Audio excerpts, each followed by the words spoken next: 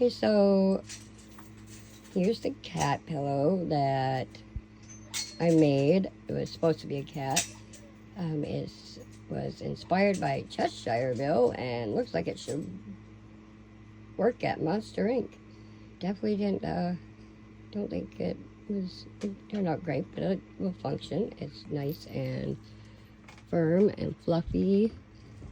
And I've got, well, the ears are two different shapes, which is at the top, which is fine.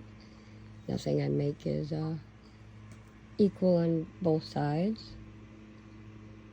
Not even the eyes. It might be a little different.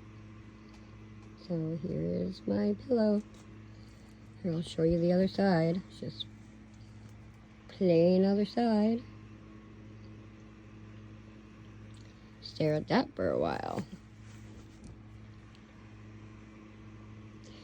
My daughter already loves it. I told her I needed to wait for a minute.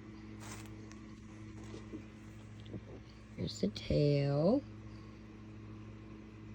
I think I put that a little high, but that's okay. Have a wonderful day.